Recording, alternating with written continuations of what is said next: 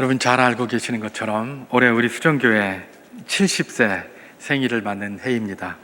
창립 70주년, 참 짧지 않은 기간 동안 우리 교회가 이렇게 세워져 오면서 하나님의 크신 은혜와 또 성도님들의 크신 그런 헌신과 노력들이 땀방울로 맺혀져서 모든 교회에 그렇게 스며 있는데요.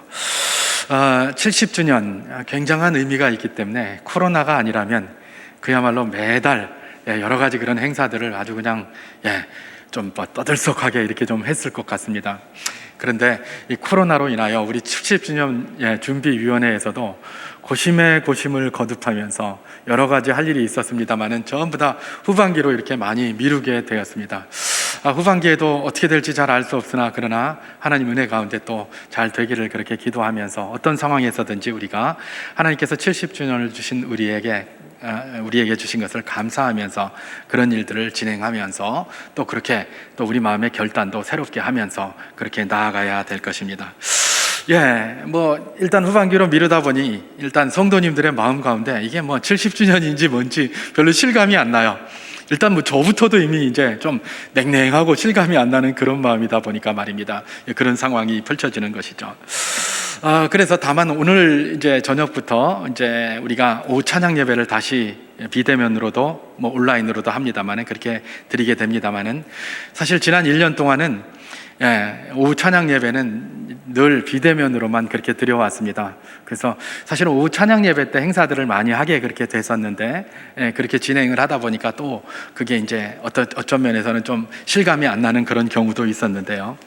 어쨌든 이제 오늘 저녁부터 그렇게 하기로 결정을 했고 오늘 저녁에는 그야말로 우리 70주년 행사의 일환으로 지난번에 우리가 간증 그 공모를 했었습니다. 그게 1차 제일 처음 한 이제 행사의 그런 이 방법이었고요. 이제 두 번째로 이제 우리 수정교회의 그 뿌리를 한번 찾아보는 거에서 교회 역사의 강의가 이렇게 준비되어져 있었습니다. 그런데 이제 제가 부족하지만 물론 이제 저보다 훨씬 더 뛰어난 교회의 역사학자들도 있고 많이 있습니다만은 이제 중요한 것은 많은 지식이나 데이터가 중요한 게 아니라 그 지식과 데이터를 어떻게 우리 교회하고 이렇게 연결을 시키느냐, 이게 굉장히 중요한 것 아니겠습니까? 그래서 부족하지만은 제가 그냥 그걸 맡아서 이제 비대면 예배도 시작하는 동시에 또 이런 행사들과 같이 좀 맞물리는 것이 좋겠다 싶어서 그렇게 당회에서 논의를 했고 결정을 해서 오늘 오후부터 이제 3주간 그렇게 이 교회사 강의를 진행하려고 합니다. 여러분들 이걸 위해서 기도해 주시고 또 대면과 비대면으로 동시에 진행이 되니까 이렇게 교회당에 나오시기 어려우신 분들은 온라인으로 좀 많이 참석해 주셔서 이렇게 한번 마음을 함께 모으고 함께 기도하며 도전받는 그런 시간이 되기를 소망합니다. 사실 이제 이 강의가 지나고 나면 다시 듣기가 어려워요. 왜냐하면 아까 제가 말씀드린 것처럼 교회 역사에 다양한 그런 이야기들이 있지만은 그걸 우리 교회에 맞춰서 풀어내는 것은 그렇게 쉬운 일이 아니기 때문에 그래서 조금 난삽하기도 하고 하지만 이런 게 있었구나라는 것들이 머리에 아마 남을 수 있으리라고 그렇게 생각이 됩니다. 여러분들 기도하시면서 많이 이렇게 참여해 주시기를 바라겠습니다. 사실 우리 70주년 기념 준비위원회에서 바로 이런 것들을 통해서 뭘 하려고 하는 것입니까? 이 목적 자체가 우리 70년을 돌아보면서 새로운 70년 말입니다. 다음 70년의 도약을 위해서 사실은 이런 행사들을 준비하는 것이거든요. 그냥 70년 됐으니까 그냥 미역국 한 그릇 먹듯이 그냥 먹고 만다, 이런 의미로 끝나는 게 아닙니다. 행사가 행사로만 끝나는 게 아닙니다. 이런 행사들을 통해서 우리가 다음에 어떻게 할 것인가, 다음은 어떤 방향으로 나아갈 것인가, 이런 것들을 항상 머리에다가 두고 고민을 하면서 그렇게 한 걸음씩 걸어 나가야 되겠죠. 그것이 바로 이 70주년에 있어야 될 모든 행사의 아마 주요한 그런 핵심이 아닌가 그렇게 생각이 됩니다. 그래서 저는 이제 오늘 이제 본문과 관련해서도 이렇게 있습니다만은 70주년을 준비하고 행사를 해나가는 모든 과정 속에서 우리가 우리 교회가 어떤 방식으로 좀 세워져 갔으면 좋겠다라는 그런 그림들이 날마다 좀 있었으면 좋겠어요. 앞으로 이제 우리 교회는 어떤 교회로 자리매김을 해야 될 것인가, 이런 그림들 말입니다. 이런 그림들이 있어야 비로소 뭡니까? 우리가 다음 도약을 할 수 있기 때문에 그렇죠. 도약을 하는데 아무 기준도 없고 그림도 없고 그러면 도약을 할 수가 없죠. 오히려 뭐 중구난방 왔다 갔다 하다가 저거는 뭔지 그렇게 될 가능성이 굉장히 높습니다. 그래서 어떤 도약이 있다면 그 도약의 발판, 그 기준은 무엇을 삼아야 될 것인가, 이런 것들을 계속해서 고민하는 그런 과정들이 필요하다고 그렇게 생각이 되는 것입니다. 자, 그래서 이제 오늘 우리가 이렇게 함께 로마서를 가지고 여러분과 은혜를 나눠보는 것은 굉장히 중요하다고 생각하는데요. 왜냐하면 이 본문 말씀에서 우리가 이 도약을 위해서 어떤 준비, 어떤 기준을 좀 가지고 준비를 해야 될 것인지에 대한 하나의 그런 방편들을 우리에게 제시해 주고 있다고 생각하기 때문입니다. 여러분, 어떤 기준이 있을까? 오늘 본문이 무슨 기준을 이야기하고 있을까? 제가 오늘 본문의 기준을 말하기 전에 우리 교회에서도 그동안 이제 찬양하시는 분들이 이 찬송을 몇 번 부르신 것 같아요. 이 복음성가인데 제목이 뭐냐면 이런 교회가 되게 하소서라는 제목을 가진 그런 찬양입니다. 제가 그걸 이렇게 가사를 이렇게 들여다보니까 가사가 한 8가지 정도의 이런 아주 중요한 가사가 있더라고요. 제가 한번 읽어보겠습니다. 자, 어떤 교회가 되게 해달라고 기도를 하고 있는가? 진정한 예배가 숨쉬는 교회, 그 다음에 또 다른 하나는 주님이 주인 되시는 교회, 믿음의 기도가 쌓이는 교회, 말씀이 살아 움직이는 교회, 섬김과 헌신이 기쁨이 되어 열매 맺는 교회. 섬김과 헌신을 하는 교회가 아니라 그냥 섬김과 헌신이 기쁘게 하는 그런 교회를 말하겠죠. 이웃을 사랑하는 교회, 빛 대신 주님을 전하는 교회, 성도 간에 서로 사랑하는 교회, 이 8개를 이야기하고 있었습니다. 참 이 복음성가 참 아름다운 복음성가입니다. 성경에 나와 있는 여러 가지 교회에 대한 그런 관점들을 8개로 이렇게 모아가지고 이렇게 가사를 붙여서 노래한 것이죠. 물론 뭐 성경에 다른 것도 더 참고를 하면 이거보다 훨씬 더 많아질 수 있습니다. 그런데 이렇게 8개로다가 핵심적으로 요약한다는 게 참 감사한 일이고, 여러분 이 찬양을 많이 부르십시오. 그럴 때 하나님께서 이런 교회로 세워갈 줄 믿습니다. 저는 뭐 오늘 이 8개를 다 한번 살펴봤으면 좋겠습니다만은 시간의 제약이 있으니까 이 8개보다는 어쩌면 이 8개의 핵심이라고 할 수 있는 오늘 본문에 나타난 한 3가지만 한번 여러분과 함께 살피면서 은혜를 나눠보기를 원하는데요. 오늘 본문에서 사도 바울은 교회가 이런 기준을 가져야 된다라고 하면서 이 편지 속에서 3가지를 암시하고 있습니다. 물론 명시적으로 그렇게 이야기하는 것 같지는 아는 것은 아닙니다만은 우리가 들으면 얼마든지 그것을 알 수 있는 그런 내용들이 본문에 깔려 있기 때문에 제가 그 3가지를 한번 생각해 본 것입니다. 그 하나는 무엇입니까? 믿음이라는 것이고, 다른 하나는 은혜를 사모한다라는 것이고, 하나만 더 살펴본다면 겸손해야 한다. 이 3가지가 될 것입니다. 그게 오늘 본문에 나타나 있는 그야말로 교회를 세워가는 토대가 될, 기준이 될 3가지라고 저는 말씀을 묵상하면서 그렇게 받았는데요. 아까 그 복음성가는 뭡니까? 이런 교회가 되게 하시옵소서라는 기도였다면 저는 오늘 메시지의 제목을 뭐라고 붙였죠? 이런 교회가 됩시다, 그렇게 붙였어요. 그죠? 이런 교회가 되게 해 주십시오라고 기도만 하고 가만히 있으면 안 되죠?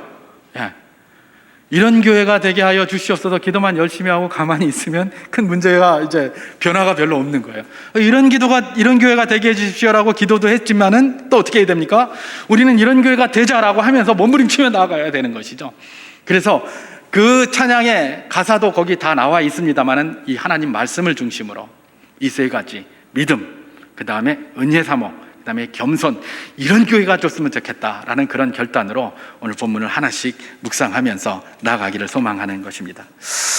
여러분들이 잘 아시는 것처럼 오늘 본문은 로마서인데요. 로마서는 사도 바울이 1차 수신자인 로마 교회, 여러분 이 로마 교회가 제가 오늘 저녁에도 이제 그 강의를 하게 될 텐데 거기에도 로마 교회 이런 게 나옵니다. 그 로마 교회하고 이 로마 교회하고는 조금 다르다고 생각해야 돼요. 제가 나중에 설명을 드리겠습니다만 이건 그야말로 초대교회의 로마 교회를 이야기를 하는 겁니다. 그래서 이 로마 교회에 편지를 했는데 이 로마 교회에 편지한 그 편지의 수신자는 누구였다고요? 로마 교회가 되는 것이죠. 근데 여기에 보면 사도 바울이 이 교회를 평가하는 게 있어요. 평가하는 게 있는데 아까 제가 말씀드린 그 3가지가 사도 바울의 평가예요. 그런데 말입니다. 이 평가를 가만히 들여다보면 우리가 아는 것처럼 사도 바울이 로마 교회에 간 적이 있습니까? 없습니까? 없습니다. 가본 적도 없어요. 가본 적도 없는 사람이 무슨 로마 교회를 평가한단 말인가? 가보고 평가를 해야지. 가보지도 않고 평가했단 말인가? 자, 이것은 뭡니까? 사도 바울의 그 평가가 사도 바울만의 평가가 아니라 로마서를 쓰게 하시기 위하여 성령의 감동을 하나님께서 그에게 주셨는데 그 감동이 기록된 거라고 보면 되겠습니까? 바로 그렇습니다. 사도 바울은 로마 교회에 가본 적이 없어요. 그런데 어떻게 그 교회를 평가할 수 있단 말입니까? 저는 하나님께서 사도 바울에게 성령의 감동으로 이 글을 기록하게 하신 줄 믿습니다. 여러분 믿습니까? 네, 그렇습니다. 그렇다면 결국은 무엇입니까? 하나님께서 사도 바울에게 감동을 주시는 거예요. 그래서 이런 평가를 하게 하시는 것이죠. 그렇다면 그 평가는 누구의 평가입니까? 사도 바울이 여러 가지 주워 들은 소문을 가지고 한 평가이기도 하지만은 실제적으로 누구의 평가다? 하나님이 로마 교회를 향한 평가다라는 것들을 우리는 기억할 수가 있게 되는 것이죠. 제가 믿음, 은혜, 사모, 겸손 세 가지를 이야기했습니다만은 로마 교회가 바로 이런 것들로 충실하게 돼 있는 교회였다라는 것들을 우리는 발견하게 되는 것입니다. 하나님께 칭찬받고 사도 바울에게 칭찬받을 정도의 그런 교회였다는 것이죠. 근데 말입니다, 여기서 우리가 또 집중해야 될 것이 있습니다. 기억해야 될 것이. 그게 뭐냐 하면, 그러면 로마 교회가 믿음에서 최고봉이었고, 진짜 믿음에 완전했고, 은혜를 사모하는 것이 완전했고, 그 다음에 겸손한 것이 완전했단 말인가? 예, 그렇지는 않죠. 절대적인 완전은 아닙니다. 거기도 많이 부족했습니다. 로마 교회도. 이제 앞으로 우리가 로마서를 은혜를 나누면서 나아가면 보겠지만 로마 교회도 여러 가지 문제점들이 있었어요. 여러 가지 문제점이 있는데 사도 바울의 평가만 아니라 하나님의 평가가 뭐라고 평가하는 겁니까? 거기는 믿음의 교회고 그 다음에 은혜를 사모하는 교회고 겸손한 교회다라는 그런 평가가 되는 거예요. 이야, 이럴 수가. 자, 이 말은 무엇입니까? 로마 교회가 비록 부족하지만 하나님께서 이렇게 평가하셨다는 것은 무엇을 의미하고 있느냐? 예. 하나님은 우리의 잘하고 못하는 어떤 절대적인 기준으로 그렇게 이야기하는 것이 아니라 그렇게 선포를 하신다는 겁니다. 여러분, 우리가 죄인입니다. 죄인이고 또한 뭡니까? 의인입니다. 우리가 의인이지만 우리의 의가 있어서 의인입니까? 아닙니다. 우리는 여전히 죄인이지만 하나님께서 우리를 뭐라고 선포하셨다? 의인이라고 선포하셨다는 겁니다. 재판을 받습니다. 재판을 받는데 이 사람은 죄가 있어요. 죄가 있는데 판사가 뭡니까? 무죄라고 땅땅땅 두드립니다. 그럼 그 사람은 죄인입니까? 아닙니까? 죄인 아니에요. 죄는 여전히 있어요. 근데 판사가 무죄라고 두드리는 바람에 무죄가 돼버린 거예요. 우리가 똑같아요. 그래서 우리가 의롭다함을 받는 걸 뭐라고 얘기를 하죠? 법정적 칭의다, 그렇게 얘기를 한다고 그랬어요.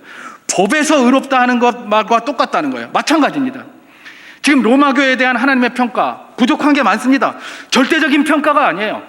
하나님께서 그냥 그렇다고 평가해 준 거예요, 로마 교회에. 자, 이 말은 뭐겠습니까? 로마 교회 너희는 비록 부족하지만 이런 교회이니 여기까지 나아갔으면 좋겠다라는 하나님의 소망이 담긴 것 아니겠습니까? 바로 그것입니다. 그래서 우리 수정교회가 이 70주년을 맞아서, 설립 70주년을 맞아서 올해 바로 이런 것들을 사모해야 되는 것입니다. 우리 주님께서 로마 교회에 이렇게 선포하셨듯이 우리 교회도 여전히 이렇게 선포하셨다. 그건 우리가 그렇게 절대적으로 그래서 아니라 거기까지 나아갔으면 좋겠다라는 하나님의 소망이 거기 담겨 있다는 것이죠.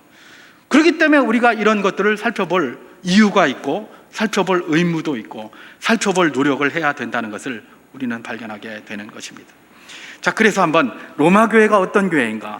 그들은 믿음, 은혜를 사모 겸손한 교회라고 했는데 그들을 한번 살펴보면서 우리도 이런 교회가 되게 기도할 뿐만 아니라 우리가 그런 교회가 될 수 있도록 몸부림치며 나아가는 것, 오늘 이 시간에 주께서 우리에게 두시는 도전이라고 생각합니다. 자, 그렇다면 로마 교회를 이제 하나씩 한번 살펴보기로 하겠습니다. 자, 본문은 로마 교회를 어떻게 평가하고 있다고요? 먼저 믿음이 좋은 교회라고 평가했다고 제가 말씀을 드렸습니다. 그게 어디 나와 있나? 8절을 한번 봉독해 보겠습니다.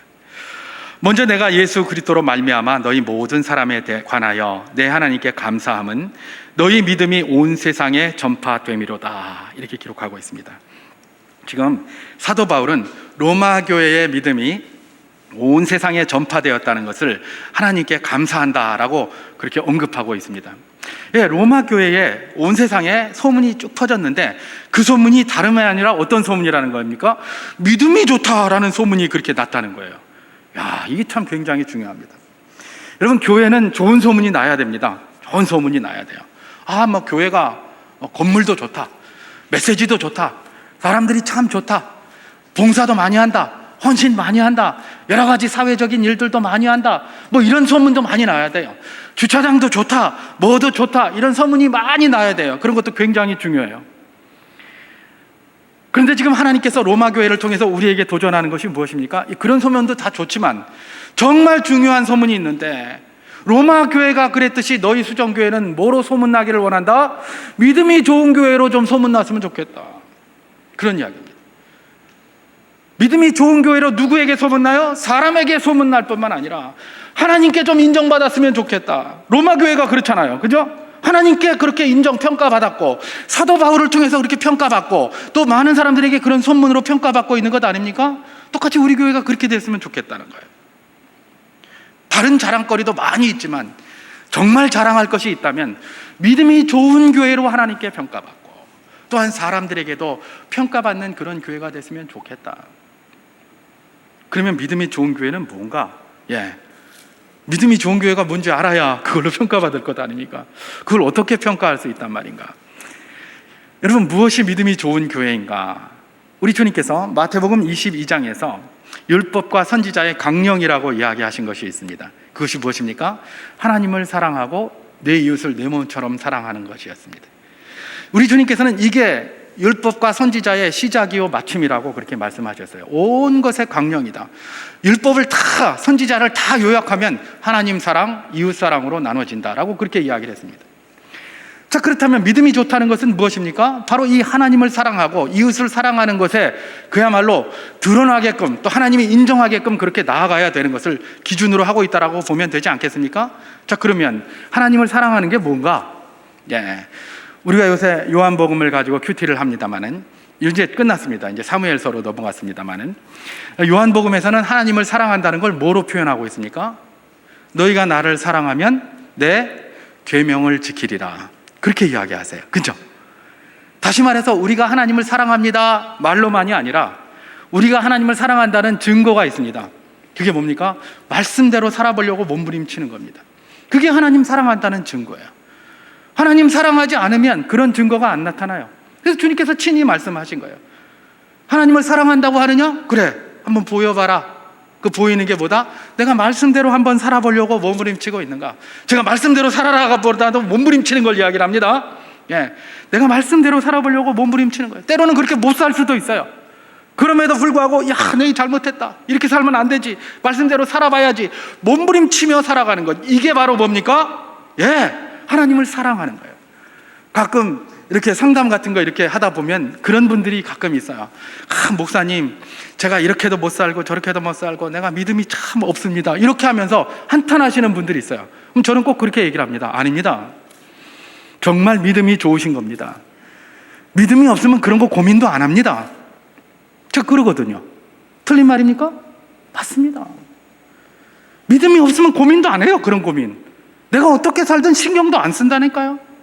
내가 믿음이 있다 보니까, 내가 말씀대로 제대로 못 사는구나, 그것 때문에 늘 고민하고 괴롭고, 뭐 이야기를 하려고 그러면 힘들고, 이런 거예요. 여러분, 믿음이 멀리 있는 게 아닙니다. 믿음을 검토할 수 있는 방법이 멀리 있는 게 아니에요. 내가 하나님 말씀대로 살아가려고 몸부림치고 있고 그것을 가지고 고민하고 있는가? 그게 바로 믿음이 있다는 증거예요. 하나님 사랑에서 나타나는 것이죠. 그럼 또 이웃사랑이라고 또 이야기를 했습니다. 이웃사랑은 뭔가? 뭐 이웃사랑, 그래서 요즘은 뭐 모든 이웃 다 사랑하는 것, 그거 참 좋습니다.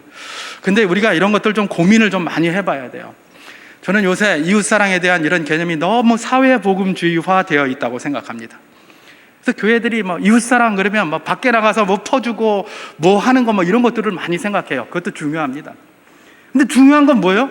밖에 나가서 열심히 퍼주면서 안에서 싸워요.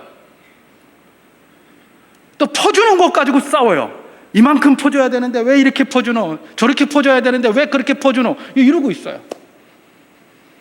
여러분, 이웃사랑의 가장 핵심은 무엇입니까? 형제사랑이에요. 성도 간의 사랑이 가장 핵심이에요. 그 사랑이 우선되고 그것이 흘러넘쳐서 세상으로 나아가야 되는 거예요. 그게 하나님의 말씀이에요. 여러분, 요한복음 13장 35절에 이런 말씀이 있습니다. 뭐라고 되어 있습니까?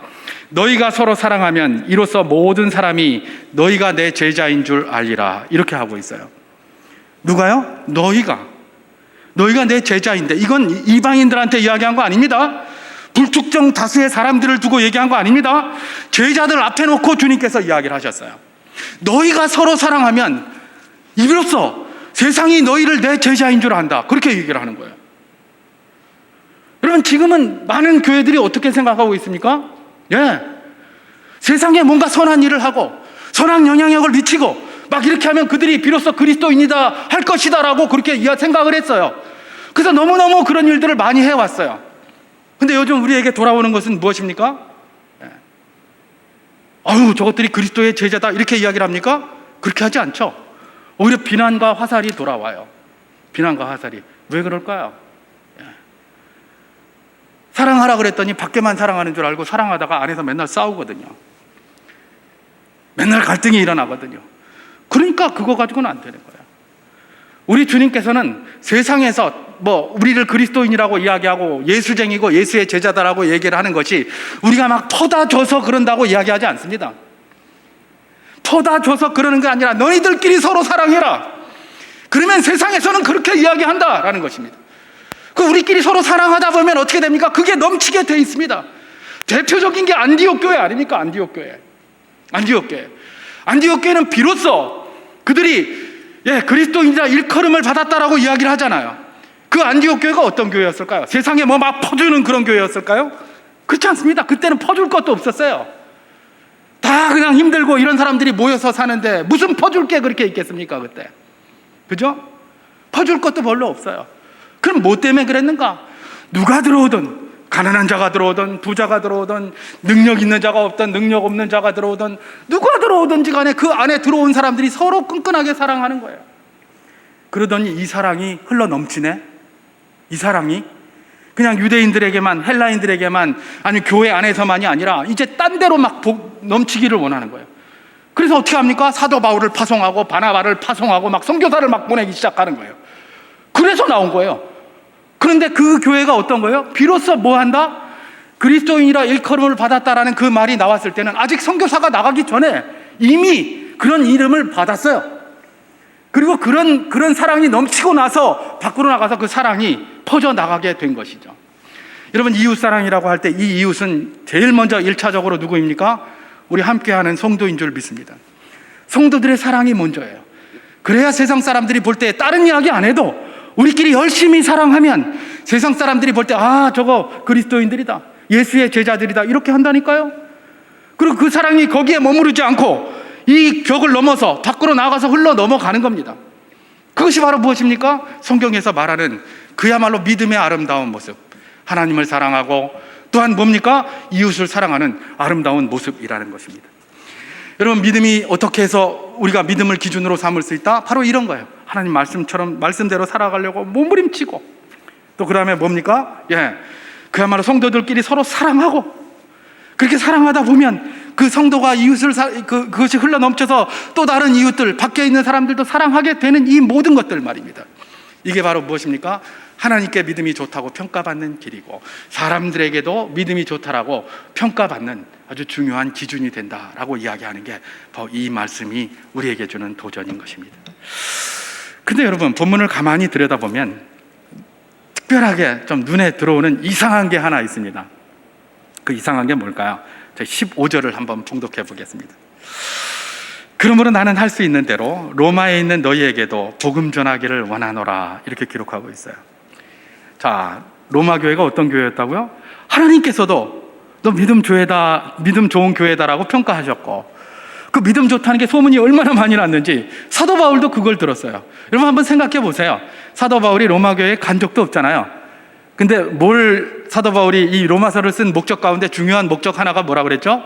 서바나로 복음 전하러 가는데 로마 교회가 좀 도와줬으면 좋겠다라는 그런 목적이 있다고 했잖아요. 생전 가보지도 못하고 얼굴도 모르는데 거기다가 대고 나 좀 도와줬으면 좋겠다, 이 말하는 게 이게 쉬운 일이겠습니까? 사도 바울이 어떻게 그런 말을 할 수 있을까요? 로마 교회가 소문이 좋은 거예요. 믿음이 좋다고 소문 나니까 믿음이 좋은 교회라면 여기에 동참할 것이다라고 사도 바울이 생각하지 않았겠습니까? 그래서 그런 요구도 할 수 있는 거예요. 실제로 로마 교회는 바로 그런 것이었었죠. 근데 지금 본문은 뭐라고 얘기를 하고 있습니까? 이런 로마 교회에 복음을 전하겠다고 이야기를 해요. 복음을 전하겠다. 아니, 이게 무슨 말이야? 아니, 믿음 좋은 로마 교회에 복음을 왜 전해? 복음을 전하려면 이방에게 전하고 하나님 말씀 모르는데 복음을 전해야지.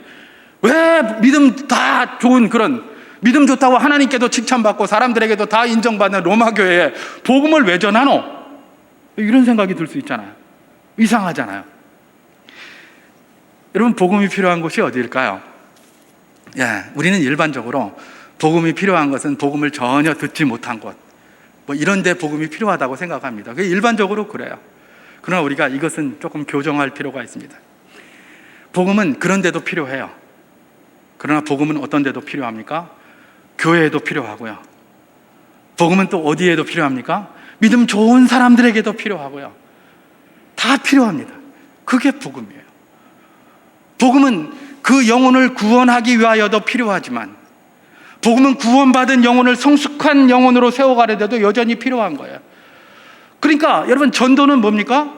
안에서 성도들끼리 서로 권면하고 기도하는 것도 전도예요. 여러분, 제가 지금 전도하고 있는 건 줄 믿으시기 바랍니다. 우리 믿음의 공동체인 성도들에게 지금 전도하고 있는 거예요. 저는 또 누구에게 전도합니까? 저에게 전도하고 있는 거예요. 저에게. 목사에게는 누가 전도합니까? 제가 전도해야죠. 누가 전도를 하겠습니까? 그죠? 하나님 말씀을 보고 제가 여러분들에게 전도하면서 저도 전도받고 있는 거예요. 이게 뭡니까? 우리가 복음에 대해서, 전도에 대해서 알아야 할 아주 중요한 내용이에요. 아니, 모르는 사람들한테, 복음을 모르는 사람들한테만 전하는 거다. 아니에요. 복음은요, 모든 이에게 필요해요. 유대인이나 헬라인이나 야만인이나 누구에게도 다 복음이 필요해요. 그가 믿음이 정말 좋아서 복음이 필요 없으니까 천만의 말씀이요. 그 믿음 좋은 게 얼마나 갈지 아무도 알 수가 없는 것입니다. 복음은 우리를 구원에 이르게 하는 그런 믿음을 우리에게 주기도 하지만, 그 믿음을 온전케 만들어서 성숙한 신앙인으로 마지막 순간까지 믿음을 지켜가기 위해서도 복음이 필요하다는 것. 그것 때문에 지금 사도 바울이 믿음 좋다고 소문난 로마 교회에 가서 온전한 믿음, 온전한 복음을 더 전하기를 원하는 것입니다. 바로 그런 것이에요. 이와 관련해서 성경에는 없는 이야기입니다만은 이런 이야기가 있다고 합니다. 소돔입니다. 소돔 고모라. 소돔에 한 노인이 살았답니다. 근데 이 노인이 다니면서 날마다 소돔에서 그렇게 외치더래요. 회개하라. 하나님의 심판이 가까이 왔다. 누가 이거 했죠? 신약 성경에 세례 요한이 늘 그랬잖아요. 소돔에 이 노인이 다니면서 그랬다는 거예요. 회개하라. 하나님의 심판이 가까웠다. 그런데 날마다 그렇게 외쳤대요. 소돔이 그걸 들었을까요? 안 들었을까요? 들을 리가 없죠. 들을 턱이 있나? 그죠? 소돔 사는 방식이 그런 방식이 있잖아요. 그죠? 심지어 히브리서에서는 그 소돔 가운데서 영적으로 그 고통하는 롯을 건지셨다, 그렇게 이야기를 하고 있을 정도잖아요. 이건 성경의 증언이니까. 어쨌든 이건 이야기입니다만은, 그걸 들을 턱이 없죠. 한 청년이 하루는 이렇게 그 소리를 듣다가, 저 할아버지 맨날 다니면서 저런 이야기만 하는 겁니다. 뭐 쓸데없이 아무도 듣지도 않는데 저런 이야기하고 돌아다니고, 그리고 또 자기도 자꾸 그 소리 들으니까 짜증도 나고 말입니다. 시끄러워 죽겠는데. 우리 요즘 지하철 타면, 요즘은 그런 분들 잘 있나 모르겠어요. 한때 이렇게 보면 지하철 타면 어떤 할아버지들이 와가지고 막 그런 소리 합니다. 그래서 막 그런 거 하면 이제 전에 TV에서 보니까 그분들 뭐 추적해가지고 그분들이 뭐 하는 사람인가 이런 것도 막 하고, 어쨌든 한번 까보려고 그런 이야기 많이 하고, 그분들 뭐 예수 믿으세요? 그러면 진짜 듣기 싫거든요. 목사가 이런 소리 하면 됩니까? 딴 사람들이 다 그래요. 저 시끄러워 죽겠다 그러고, 지하철에서 저 신고해버리고 저 쫓아내버리고 막 그래요. 그런 거 우리가 많이 보잖아요 지금. 그런데 이 사람이 이렇게 하고 다니니까 그 젊은이가 그렇게 화가 내고 짜증낼 만해요. 듣기 싫으니까. 그래서 하루는 그 젊은이가 그 노인을 불렀답니다. 그래서 할아버지, 그런 소리 아무리 해도 소용없어요. 무슨 소용이 있단 말입니까? 누가 그런 말 믿겠습니까?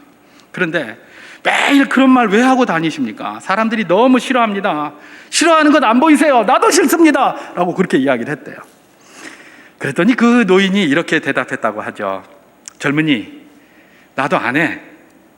자네들이 이 말을 안 듣고 또 나아가 싫어한다는 것을. 그러나 내가 이렇게 외치고 다니는 것은 자네들 중 하나라도 듣고 회개하기를 바라서야.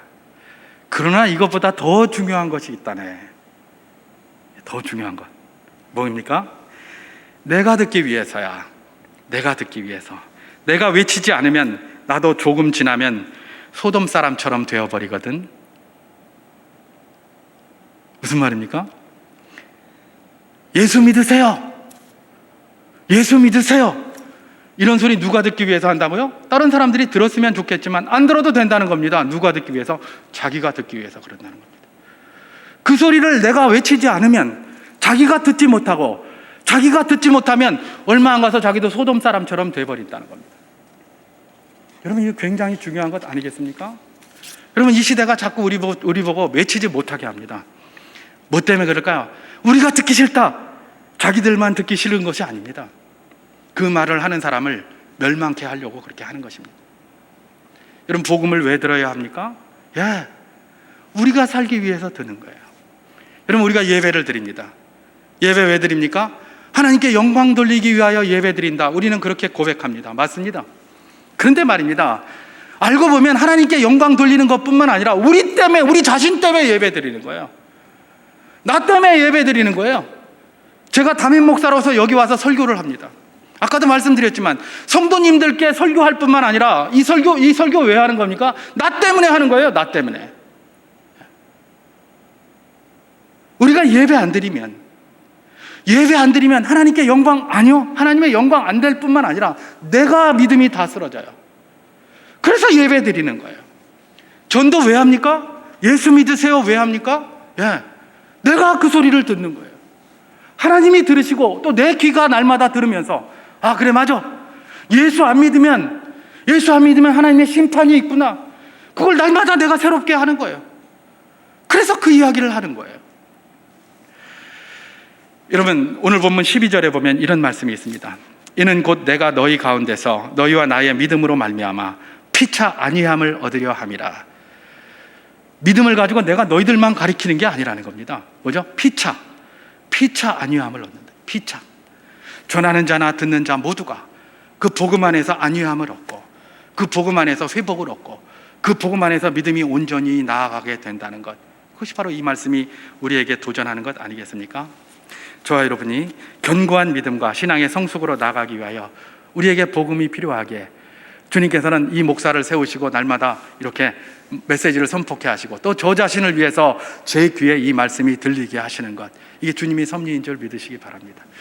이런 모든 과정들을 통하여 우리 믿음이 견고해져서 하나님께 믿음이 좋다는 평가를 받는 우리 교회가 될 뿐만 아니라, 또한 주변에서도 믿음 좋은 교회, 다른 소문도 있지만 믿음 좋은 교회로 소문날 수 있기를 주님의 이름으로 축원합니다.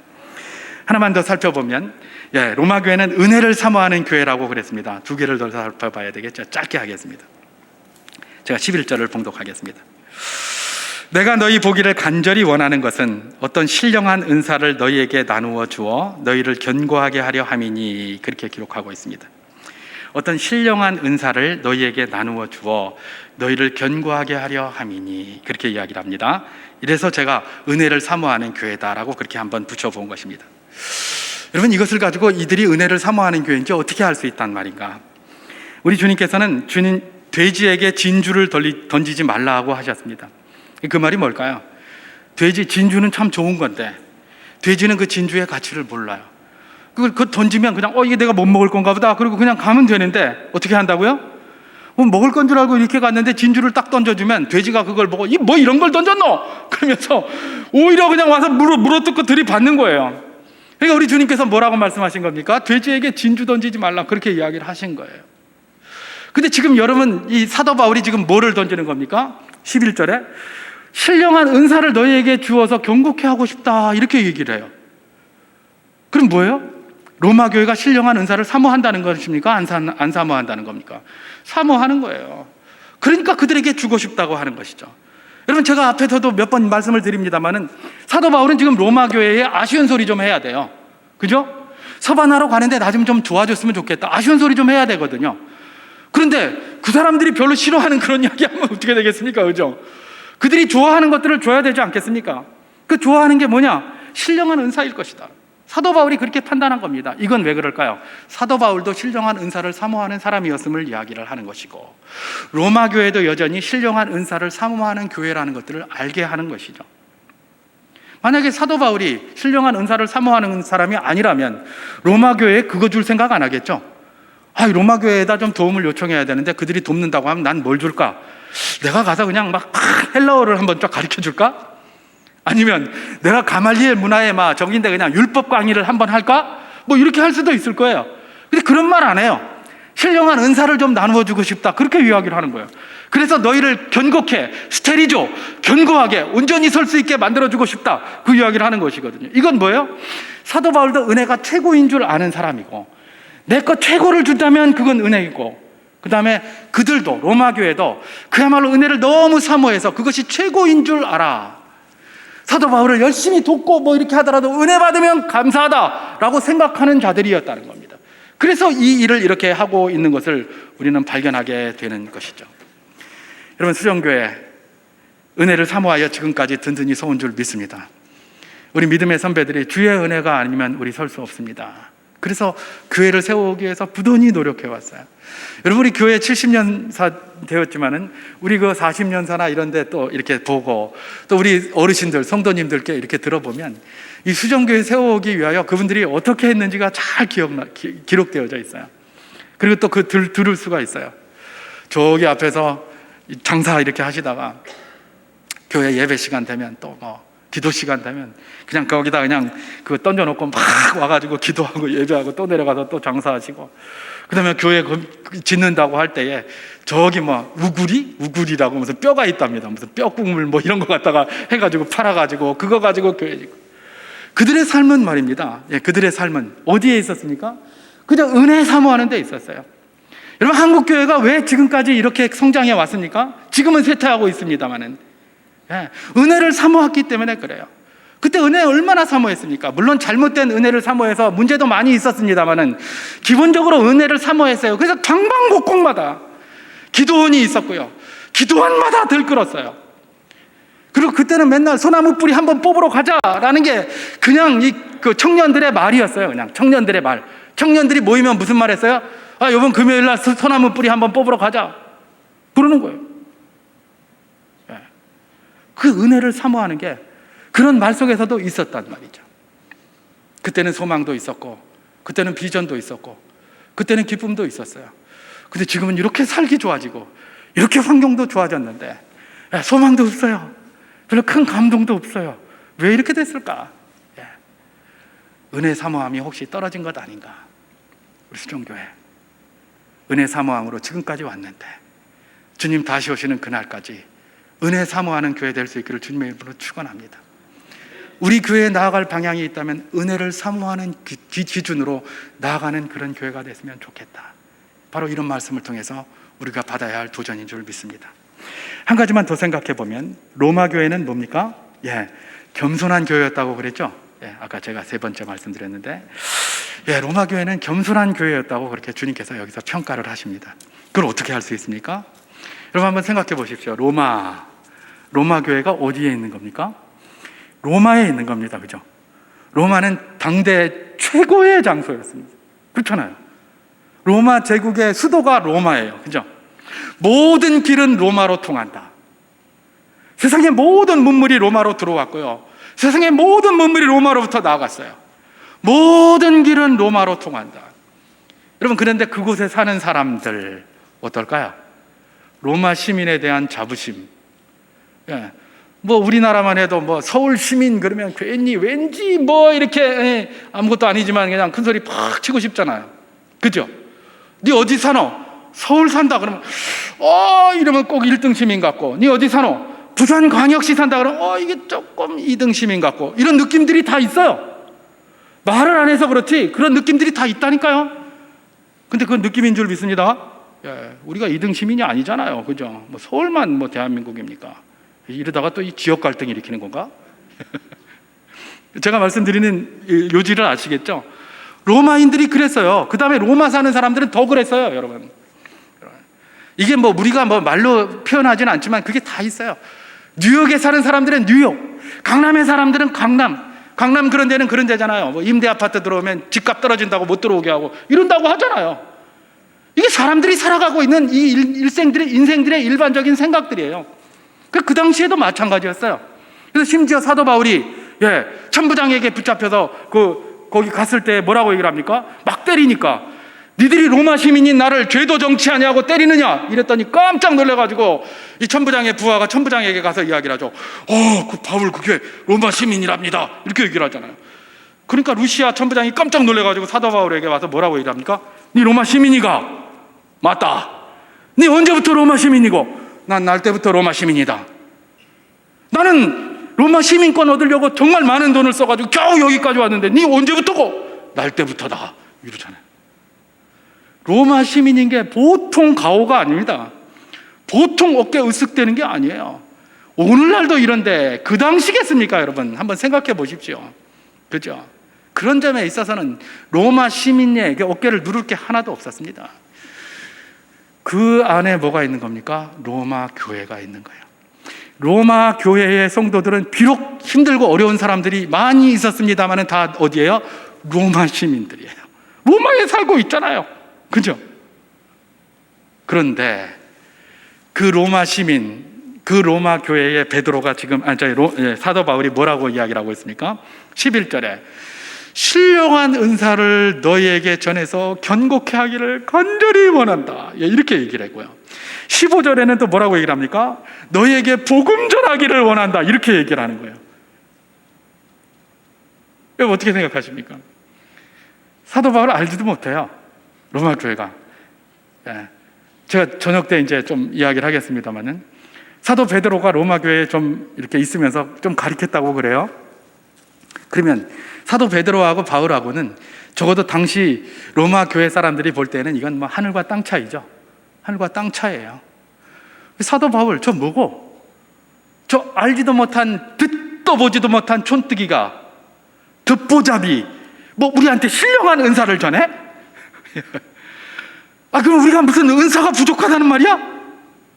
아니 저 듣보잡이 우리한테 복음을 전해? 그럼 우리가 뭐 복음이 부족하단 말이야? 얼마든지 생각할 수 있죠. 얼마든지 생각할 수 있어요. 실제로 말입니다. 이 로마 교회의 이런 내용들이 그야말로 이 로마 교회만 아니라 로만 카톨릭에게 그대로 스며져 나옵니다. 그래서 나중에 뭐가 됩니까? 동방교회와 서방교회를 나누는 그 뿌리에 이런 게 있어요. 로마에 있는 로마 교구에 있는 사람들이 우리가 먼저다라고 수익권 주장하면서 말입니다. 그래서 교회가 쪼개지는 기틀을 마련했다니까요. 이게 그런 거예요. 이거 이후에 그런 역사가 이루어집니다.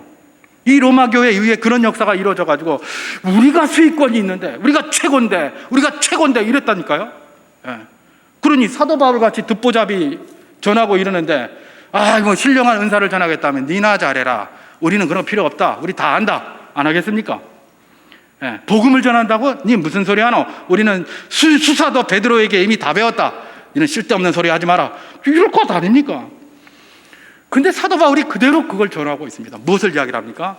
이분들이 비록 그 한데 부족함들이 여전히 많이 있었지만은 이런 겸손하게 이렇게 하나님 말씀에 대해서 복음에 대해서 사모하는 자들이었다는 걸 또한 보여주고 있는 것이죠. 여러분 로마 교회는 어떤 교회였습니까? 믿음이 그야말로 소문날 정도로 좋은 교회였다. 그렇게 하나님께 평가받았다. 또 사람들에게도 인정받았다. 또 어떤 교회였습니까? 정말 은혜를 사모하는 교회였다. 그 다음에 어떤 교회였습니까? 겸손한 교회였다. 여러분 겸손한 교회이기 때문에 은혜가 많이 내리는 것 아시죠? 하나님의 은혜가 모든 것들을 좌우하는데 그건 겸손한 교회에 내려집니다. 흔히 이런 말하는 사람들이 있어요. 이런 말하는 교회들도 있고요. 은혜 굉장히 그들은 은혜를 좋아합니다.